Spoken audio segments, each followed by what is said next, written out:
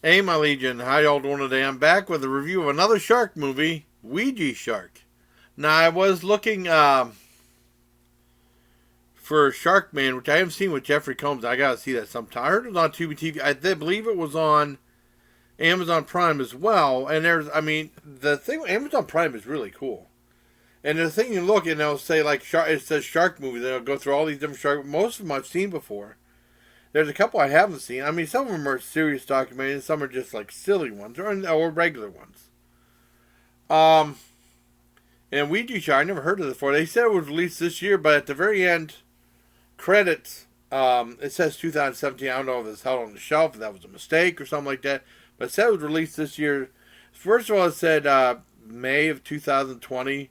Then the trailer came out January 2020. I don't know if it was left on the shelf. I don't know what happened. It's from the same people who did Raiders of the Lost Shark. I know I mentioned because the title is funny. Shark Exorcist. And Ouija Shark only got 1.8 on IMDb. Raiders of the Lost Shark got 1.6. I know Shark Exorcist got, or Exorcist Shark, I get them confused, got a 1.3 on IMDb out of 10. I know John said he doesn't watch any movie that's below 5 on IMDb, and I'm just well, it depends. I'm just the opposite sometimes. And sometimes with these shark movies, again, well, sometimes it'd be really bad and they're entertaining. Sometimes it'd be really awful, like Zombie Shark was terrible. So on the Sci-Fi Network. And the one thing with movies like this, well, people say it's like those movies on Sci-Fi Channel. No, because those have actually bigger budgets. Even though the CGI is bad, instead of low budget movies, but I mean those have at least a couple $100,000 of a budget, or a million and a half with the Sharknado and stuff like this. These movies have a budget for what I release usually around $5,000-6,000, usually, if that. I don't. They even have the budget for this one listed. Now I know, bad CGI sharks not made by Wild Eye releasing it, but like 6,000 something. And the people made a comment on there, and they said, "Yes, you're indeed right about the budget." And they said if they would have ordered double pepperoni in their pizzas, it would have been $150 less. But I love that comment; it's really funny. Um, but I mean, this is really silly stuff, and it's about these girls, a group of girls that summon a shark in prison on a Ouija board. And I mean, it starts out with I'll give you some of the ideas. It starts out with a really cool slideshow, which is really neat, and then it starts out with a girl in this, in this car, and she said, "I don't know who these people are," and says, "Time waits for no man." And then she walks on the trail or in the fort, and then she goes to this beach, and it looks like the same. I mean, it's a beach, a bunch of rocks and stuff with a lake, and it looked like the same one they had in Jurassic Shark. I'm pretty sure it was. Um, and then she goes in the water, and she's looking for her friends and stuff like that. She goes in the water, and then she heard a sound and says, "Guys, is this you?" And they showed some underwater footage, very murky. They didn't do a very good job with the underwater camera. And then she walks out, and then she looks down. There's a Ouija board down. It looks like a piece of scrap wood that someone took a wood burner kit to. Now, I remember after getting out of the Army, my sister had a wood burning kit when she lived with us. Dad and I. This is ages ago.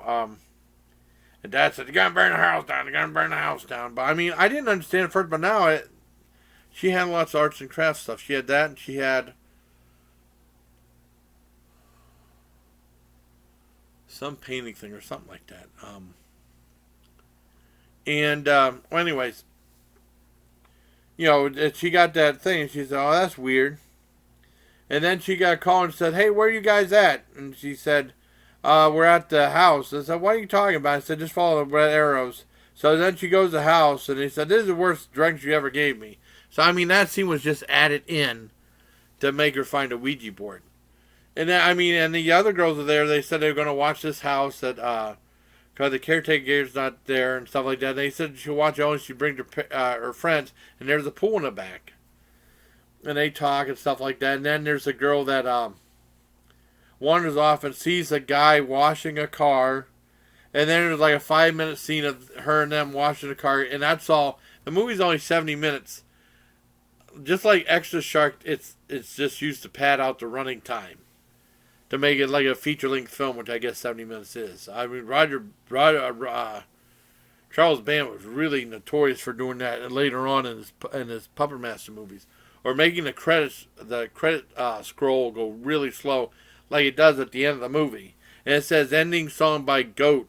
And the girl who's the lead character with the nose and lip ring has a Goat t-shirt on, which I thought was kind of funny. No, they play the whole song. They play another song there. I mean, the ending credits are probably 5 minutes or so, just to pad out the running time once again.